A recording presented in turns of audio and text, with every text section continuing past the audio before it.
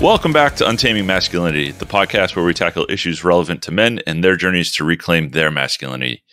I'm Dan, and as always, I'm joined by my co-host and good friend, Brad. What's going on, buddy? Not much, man. Just had a stone cold sober St. Patrick's Day over here, driving the drunks around. That was kind of fun. Got up early, did some service today, so that was good. Feeling pretty good about life. What about you, man? You had a very adventurous, interesting week. Yeah. So early this week, I got a phone call from a friend, and he said, "Hey, we're going up to Vermont. We're going to go snowboarding for Thursday and Friday. Do you want to come?" And I had just gotten back from a trip. These guys had been on that trip, and my initial reaction was no. I got all this responsibility, et cetera, so I didn't do it. Or I said no, and then I kind of changed my tune a little bit and decided to go, and we had a great day. So for you people out west, this might not seem like a lot, but it's still a lot of snow. We got 48 inches of snow in southern Vermont, which is astronomical for us. And it's not 48 inches of the light, fluffy stuff that I have ridden out west. It's 48 inches of what we call heart attack snow. I mean, there was roofs collapsing and decks falling off houses and stuff like that up here. So it was heavy, wet stuff, but it was a lot of fun. There was a lot of fresh tracks to be had, and we had a great time.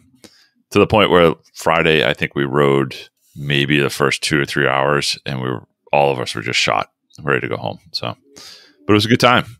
That's awesome, man. Good way to spend my birthday. Yeah, I was gonna say, you gotta announce the impetus of the trip. It was the birthday. You turned some indeterminate age. Happy birthday. Thank you very much. That was kind of the impetus for me to change my tune, but it kind of leads into what we wanted to talk about today, was the idea of accepting adventure into your life. I guess I'll riff on this a little bit here. When the initial call came for this trip, like I mentioned before, my initial reaction was, no, I can't. That seems to be my initial reaction to everything lately is, no, I can't. I got to make what I refer to as the responsible or safe or easy decision. Just got back from vacation. It's my birthday. My wife and my kids are going to want to spend the time with me. We've got an ISO audit at work. I just had an engineer resign. I got all these balls up in the air in my personal and professional life, and I can't do that. That just wouldn't be right. Well, come to find out, I talked to my bosses, and they're like, "Yeah, the audit went fine. You've got the time. This kind of snow doesn't happen all the time. We know you love snowboarding. Go." And my wife and my daughters are all like, "Yeah, it's your birthday, but we got plans on Saturday night. We're going to go out. So go have fun. This kind of thing doesn't happen a lot, and it's something we can afford, and it's something we can, everyone can kind of deal with." So in the work thing with like I said, the ISO audit went well, and the engineer leaving, well, you know what? I got a couple of ads out. I'm getting some decent feedback on those. A couple of days isn't going to make a difference, give or take. So I went, and I kind of learned a lesson in all of this, is that making those easy or initial or making those safe decisions, right? And the safe decisions are the ones that I look at through life. They're the ones where you can't really make a mistake.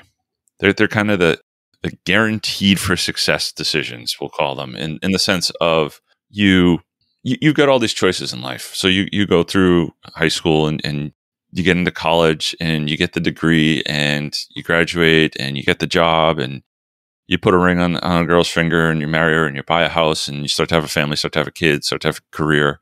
And you kind of forget along the way that life is full of adventure as well.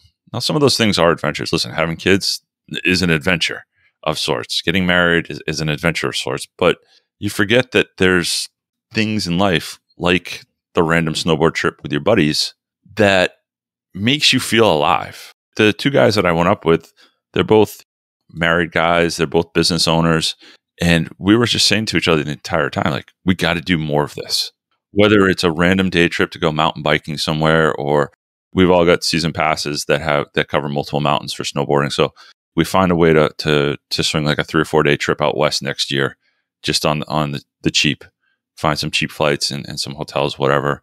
Go out to your neck of the woods or whatever it is, and just make those adventures, because that's the stuff that makes life exciting, And if you can wrap your family into it, great. But you also got to find time to do it with your boys, and just accept adventure into your life, I guess is what I'm getting at. Man, there are a lot of thoughts that are going through my head while you're talking through that. And one of them I thought of is I was drawn to the book Wild at Heart by John Eldridge. I know we've mentioned this at some point in the past, but he talks in that book at great length about the 3 things that every man needs: a battle to fight, an adventure to live, and a beauty to rescue. Yep. This is dialing in or focusing in on that adventure to live part. How cool is it that you're at that stage in your life and you've had that recognition where you're like, you know what? I'm just going to go do this. Because we as guys, you think of how often do guys our age talk about how crazy they were back in college or how crazy they were when they were in high school and all the crazy things they used to do and the adventures they used to have. And they don't do that anymore. Mm-hmm. They drive the Accord. They go into the office every day. Maybe every other weekend they go golfing. That's it. That's their life. You know, they eat the same lunch. They have the same morning routine. They watch the same TV shows. And I'll tell you something about men like that. Not only are they docile, every man I talk to like that's miserable. Yeah. And men get trapped in that because they feel like that stage of life has passed them by. That they can't have adventures anymore because they need to be responsible husbands and fathers. And that's a complete misnomer, man. Yeah, of course we have to have responsibilities. Our families are our priorities. Of course, I'm not suggesting that we shirk that and say like, you know what, honey, I'm bailing for 2 weeks. I'm going to go hike Kilimanjaro. Right. No, of course not. Right. But there is time. There's bandwidth within our lives to take advantage of these adventures. So I guess, Dan, kind of going back to your riffing, you know, you talked about just making that decision and saying, you know what, I've done this in the past. I'm not going to do that anymore. I'm going. In that moment, how did that feel? A lot of things. First was scared because it's something that I haven't done before. Like I said, I've been that. No, I can't do that. I can't do that. I can't. It's not the responsible thing to do. It's not the right thing to do. So there was a bit of trepidation and fear, but it was also a freeing moment where it's like I got over that, and I think I sent you and our friend Cameron a video message the morning I was leaving. It's like I kind of transitioned from that fear to just freedom all of a sudden. And it's like I knew that I had done everything and kind of put everything on lockdown to the point where it wasn't going to blow up. You know, the world wasn't going to end, and I can go do this, and I don't have to worry about anything. I wasn't going to be, like you said, I wasn't going checking out for 2 weeks on last minute notice to go hike Kilimanjaro. I was going away for not even 48 hours, you know, a couple states away to go snowboarding. And it was a very freeing experience. One of the things that we were joking about on the trip, though, was life is funny sometimes in that age plays a part in this, right? Because when you're young, you don't have nearly the disposable income that you do when you hit, you know, middle age. And doing this would have been a lot more difficult in my 20s, despite the fact that I have more responsibilities now. So it's kind of a catch-22 situation where when you don't have the responsibilities, sometimes you also don't have the funds to do things like this. But it doesn't mean you can't. For instance, what does it cost to go camping? Well, next to nothing once you get the gear, right? What does it cost to go, you know, away for a weekend to somebody's family beach house or lake house or whatever it is? If you're getting the accommodations for free, it's really nothing. I mean, you still got to, you know, feed yourself. You're going to do that no matter what. Yeah, it's a little bit of gas money, but everybody throws in, and it's just making those decisions it makes you kick yourself. And I was telling my battle team in the IC this the other day because I was talking about it a lot. It's one of those things where I wish that I had done this a lot in the past, but I can't think about that. I can't think about the opportunities that I've lost out on. I can only concentrate and be excited about the opportunities that I have in the future as I change my mindset. It gets me thinking because it's really easy to look at the regrets you have. Oh, I should have gone on this adventure. I should have done this. I should have done that. What good's that going to serve you? Right. Like you can look back and say, you could have, would have, should have. That ship the has opportunities. Right. Yeah. You're right here in the now and you're taking advantage of that. Mm-hmm. And to piggyback off of that and what I'd mentioned about Wild at Heart, I want to read something. This really got me stirring a little bit. So on wildatheart.org, John Eldridge talks a little bit about this concept of an adventure to live. He said, ask men about the greatest moments in their lives, moments they felt truly alive. They will always tell stories of adventure. That motorcycle trip to Burma, rafting the Colorado, a night on the open sea. That's why the man of a heart... Excuse me, back up. That's why the heart of a man slowly dies when chained to a desk, an assembly line, or a cell phone. Oh, wow. Pretty powerful, I resonate right? so much with that. Yeah. Yeah. You and I have had similar paths in our careers in terms of growth and that kind of stuff. And just, you spend so much time in your, I'll say your late 20s through your 30s, climbing the corporate ladder and trying to get your career moving and make more money and set yourself up for a better way, that all of a sudden you just turn around and it's like, I don't know, you can tell me when I'm done here, but for me, it was like, shit, like life is going by way too fast. And I'm checking out of the ability to do things that I want to do in it. Meaning I'm looking at myself now as, in my mid 40s and I'm going, dude, my body does not recover the way it used to in my 20s. And I can always get into better shape, but like just physically, I'm at a point where I can't do certain things as well as I used to be able to do them and or recover the way I could so that I can continuously do them. I don't know that I could necessarily go and hike the Appalachian Trail right now with the way my knees are and the way I've beat up my body over the years. But I never even thought about trying that in my 20s when I was capable of it because I can't afford to, what am I going to do? Take 6 months off and then have to find a new job and do, yeah, so what?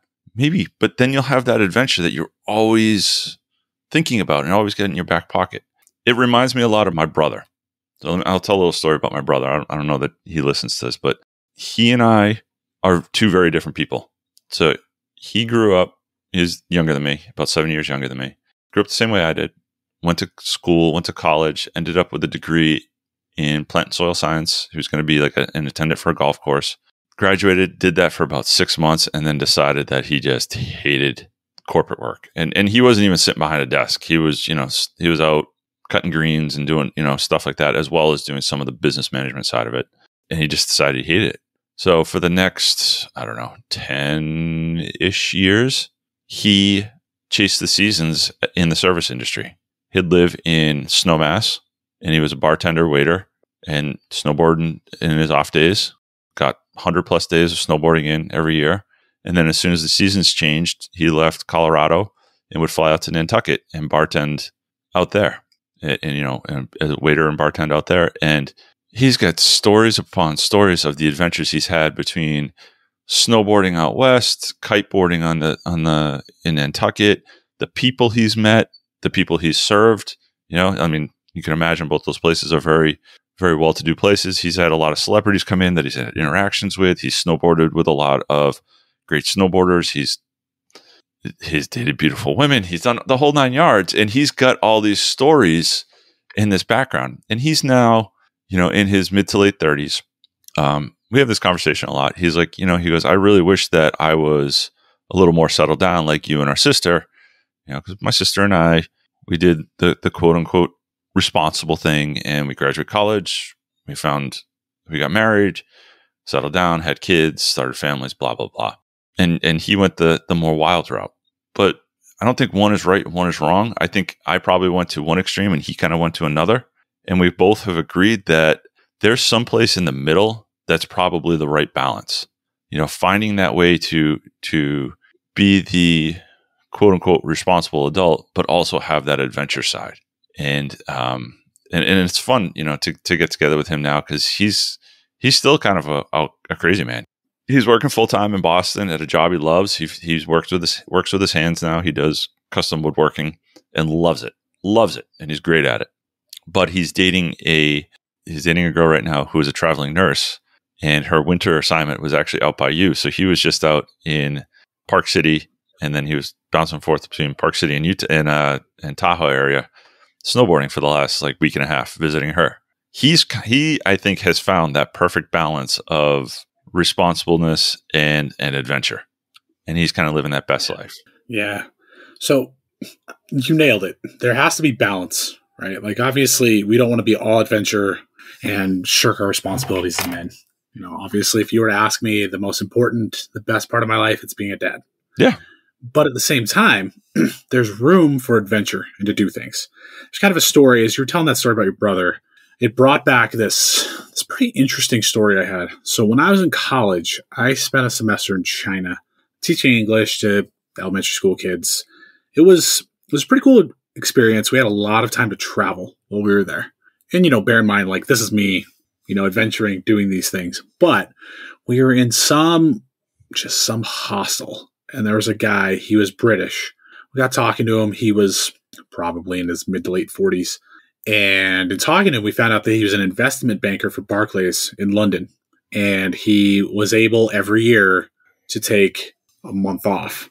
And this year, he decided to travel to Hong Kong and traverse the landward route from Hong Kong back to London. And he was telling a story about how, what he'd seen on his adventure so far and some of the experiences he had.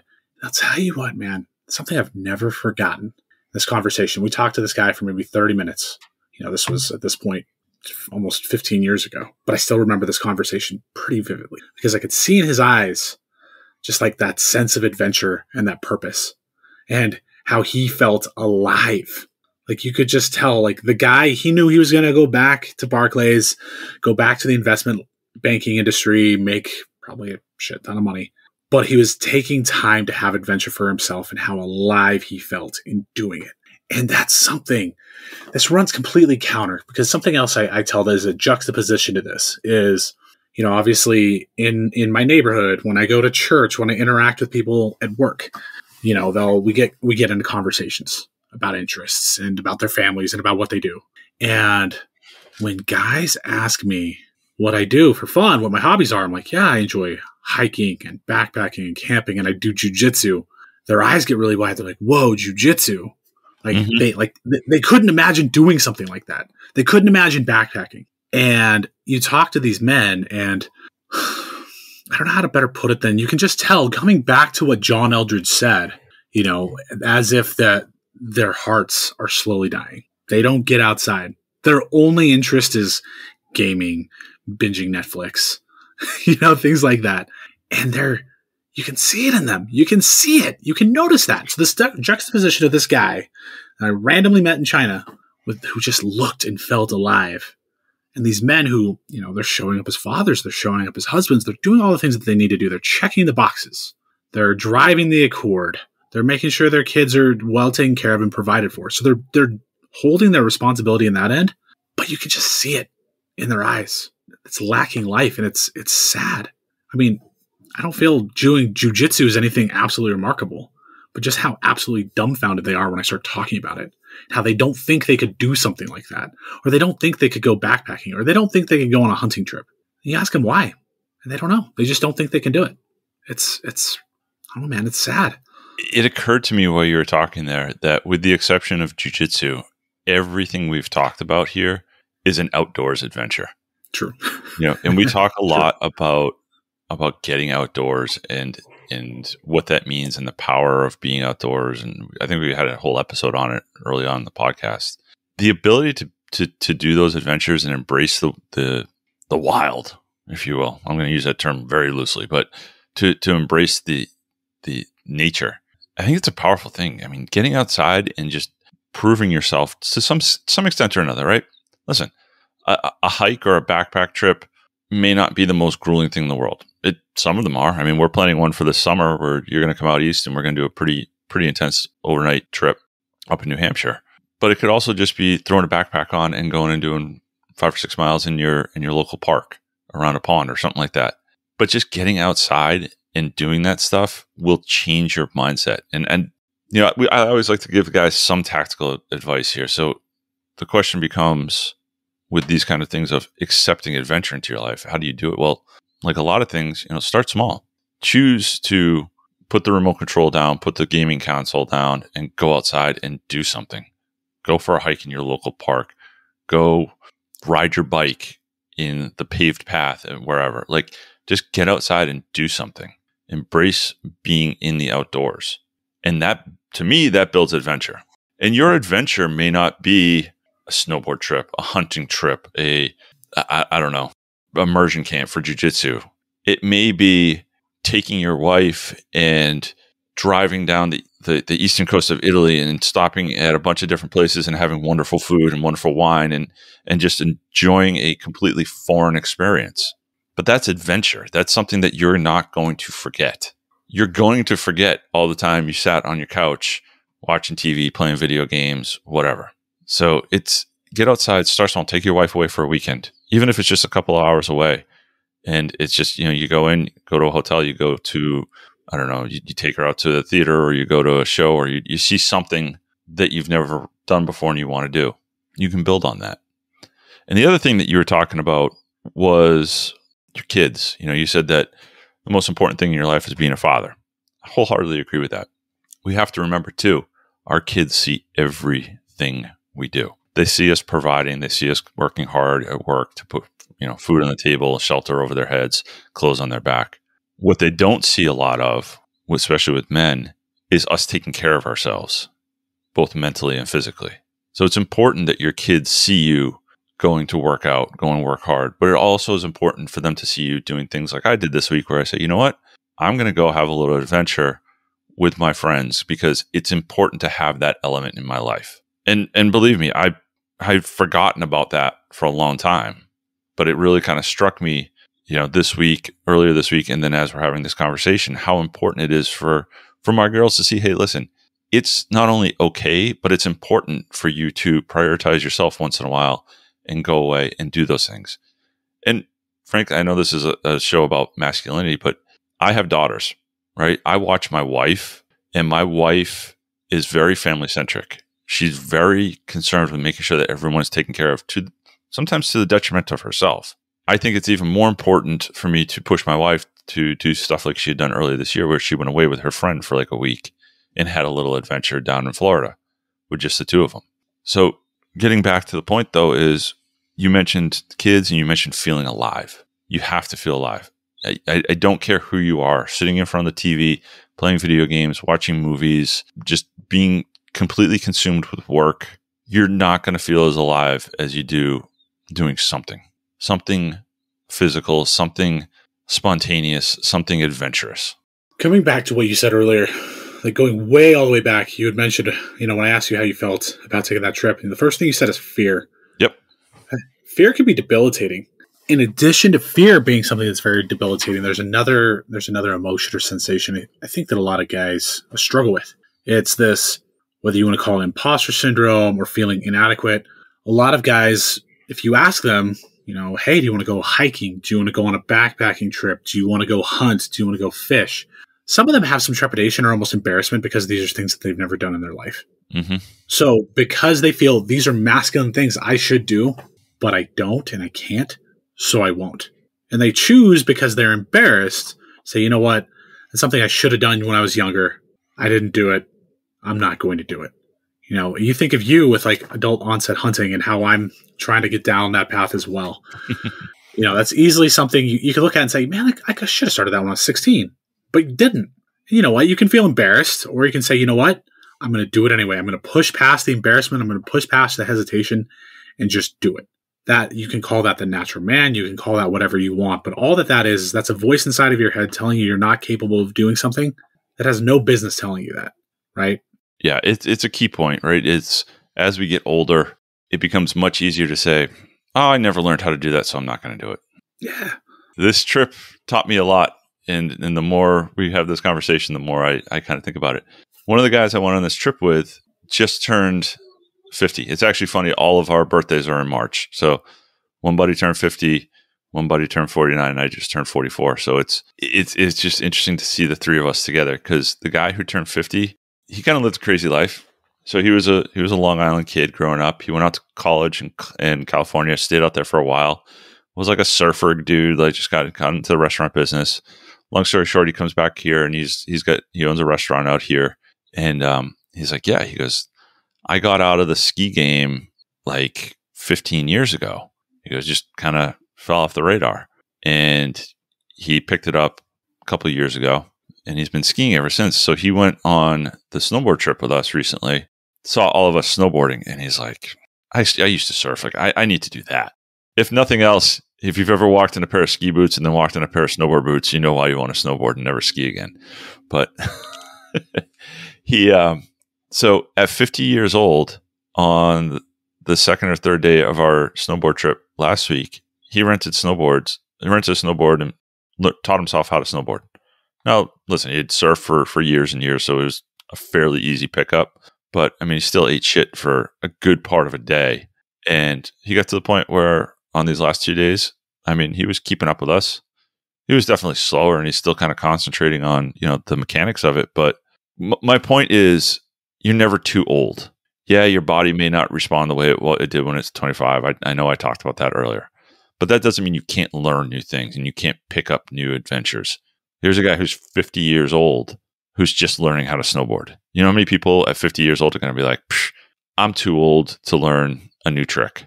I'm just going to stay with my skis and, we'll all have a good time. But this guy was like, why not? Let me give it a go. And he loves it. And he's absolutely hooked. And he was talking about how he was going to sell his skis when he got home. So that concept of I've never done it, I can't do it. That's what I honed in on when you said it, was you immediately went from I've never done it, I can't do it. Bullshit. You've never done it, period. That doesn't mean you can't do it. Yeah. The older we get, is it going to be a little bit harder to learn? Is it going to be a little bit, more painful to master? Is your body going to be a little bit more sore? Absolutely. Yeah. All those things are true.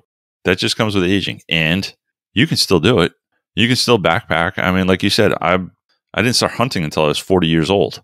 You know how intimidating it was going to hunter safety course with being like in my 40s or just hitting 40. And, there's mostly like 12-year-olds and kids who are like in their teens and 20s. And you're like the old man in the room. So what? Who cares? What you find too is in a lot of these things that we talk about adventures, and, we've been talking about some pretty cool stuff. But like I said, your adventures can be traveling to exotic places with your wife. That's an adventure. It doesn't have to always be this physical thing.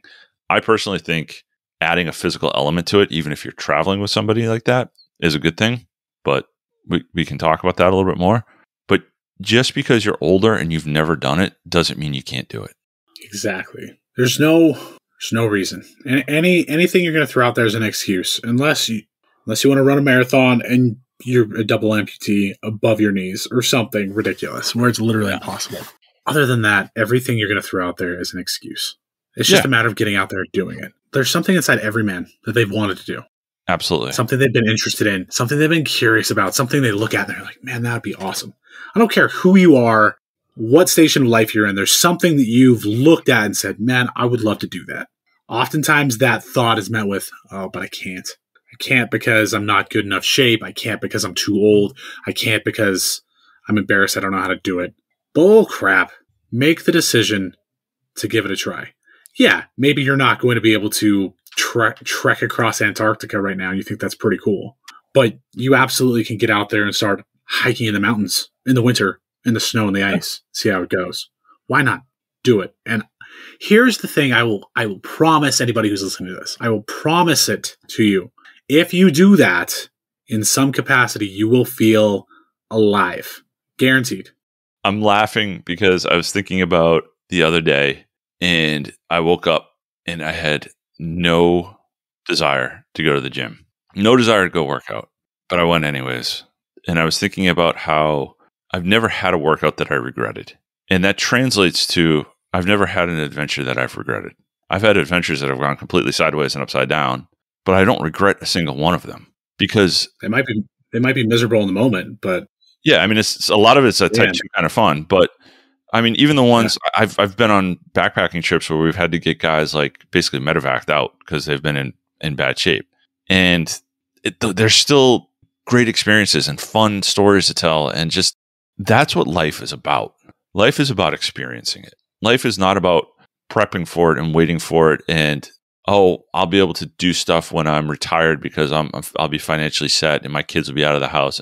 Yeah, and you've just lost 60 years of experience too. Do you really want to look back when you're 60, 65 years old going into retirement and then going, okay, now my life is going to start? Dude, come on. Yeah, it's harder up front. Is it harder with kids and a wife in the mix and a mortgage that needs to get paid and a job, a boss that needs that report written next week and whatever it is? Yes, it's all harder. But that's also what makes you appreciate it so much more because it's that time where you get to go, you get to push yourself and you just get to enjoy that adventure in your life. Yeah. You know, like the quote said, you know, it's you need that adventure to live. So you got to figure out what your adventure is. I would challenge you. I mean, this isn't just a Dan question. This is more rhetorical. But I would challenge any man to think back on some of their fondest memories throughout their lives. Most of them are going to involve some form of adventure. I think of mountains I climbed. I think of skydiving.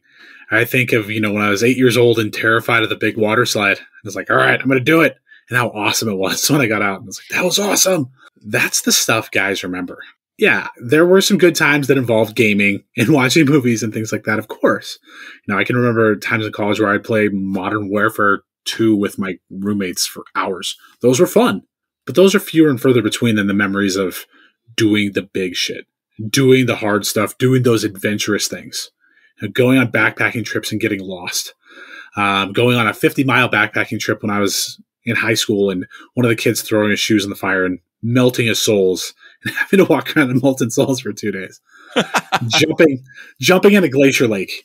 You know, these are the things that I remember and I'll always remember. It's because those are the adventures I had. And I look back and it's like, those times meant something to me because they were awesome. I felt alive. I felt like I was accomplishing something great. And oftentimes we forget that and say, oh, that was my past. Here I am focusing on my future, being responsible.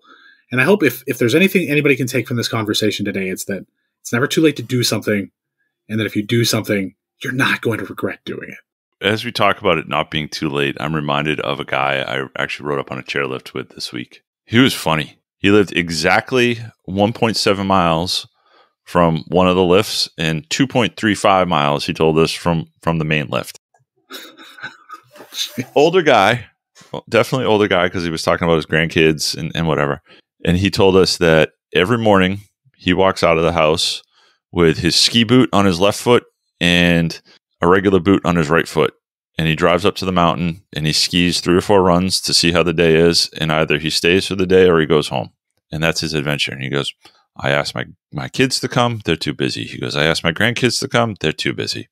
He goes, but I go every day because every day, and he used the word, he goes, every day is an adventure here between the weather and the conditions and the people. He's like, and this is what I do.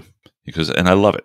And it was just awesome. It was just awesome to, you know, we're riding up with this guy and we're talking to him and he's this great old timer. And I got off the lift. He went right. We went left. And we said, see you later. And I looked at my buddy. I go, I want to be that guy when I grow up. Because he's living life on his terms. He's living life. He's creating his adventures. He understands the constraints within his adventure. I mean, he said, he goes, I can drive less than 2 miles and be at the lift. He goes, why am I going to drive an extra hour to, we were at Mount Snow. He goes, why am I going to drive an extra hour to Okemo, even if it's on my pass? He goes, I have plenty of adventure here. And it's just, I don't know. I look at stuff like that and I think about it this way. What are the stories I'm going to tell my grandkids? Am I going to tell them about the victories I had at work and the great hires I made and the jobs we won and stuff like that? Probably not. I'm probably going to glance over my career, but the stories I'm going to tell are about the trips to Maine with you guys and snowboarding trips and wakeboarding trips and mountain bike adventures and, you know, backpacking in the White Mountains and hunting trips I've done and stuff like that. You know, those vacations I've taken with my wife to far off places. Those are the stories I'm going to tell. Those are the memories I'm going to have. And you're not going to do that. Like, I was actually going to ask you before, like, do you honestly remember, or any of your favorite memories, you know, sitting down playing video games at one point? And you did mention, you know, a couple of times with your roommates, but I mean, I can remember like being in college and you having a couple of sessions like that, but like they don't even make the top 20 in terms of overall life experiences. You know, playing 1080 with a bunch of beers in the college dorm room was fun, but I'm dating myself there. You just dated yourself. Oh my gosh, man. Here's the thing I will say about like the gaming thing.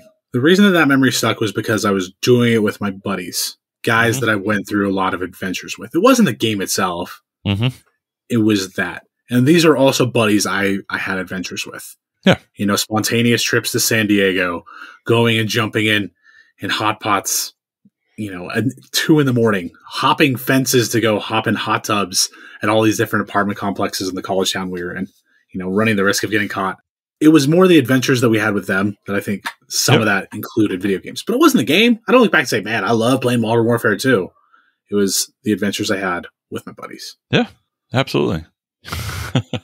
It's fun. You start thinking about these and you start thinking about all your old adventures and the stories you can tell. And yeah, I got a couple of good ones, but it's about getting out there. But, back to the kind of the original point, right? It's accepting that adventure into your life. That concept of just consciously making the decision to not go down the easy road all the time and inject some calculated risk into your life. Yeah. We started talking about my mindset originally with this, and I want to come back to it a little bit because it's important to me that I changed my mindset from I can't do this because it's not the responsible thing to, okay, well, rather than just saying no, let's calculate the risk here. Like, what are the risk elements of me going on this? Okay, well, it's work, it's home. That's really it. And financial, let's say. So financial was covered because it was a relatively quick trip. I already had a season pass, so the barrier to entry there was pretty easy. Work, I literally just talked to my bosses about it and explained, hey, I got this situation. No factor. Go ahead. Talk to the boss at home and the minions at home. And, it was no factor with them too. So why? Calculate the risk, figure out a way to see if you can work through those risk factors, and then try to choose the adventure as much as possible. Because I guarantee that's going to be the better option in the long run. Yeah, 100%. And I would also actively encourage any guys listening to this who have kids who are at home still. Yeah, you can't take somebody who's small, like a toddler, on some of your adventures. But if you've got kids that are getting a little older, high school kids, especially sons, take them on adventures with you. Yeah. Expose them to adventures. Your kids, they might complain. They might say that they don't want to do it. But I'll tell you what, every time I went on an adventure growing up, I didn't go on many adventures with my dad. It wasn't the adventurous sort. But the ones that we had, I cherish those memories and remember them. Yep. Those bonded us together. Exactly the same thing here. I like this topic. It was good to kind of debrief the situation and talk through it. I really hope you guys, find your adventures. So speaking of that, hit us up on social media.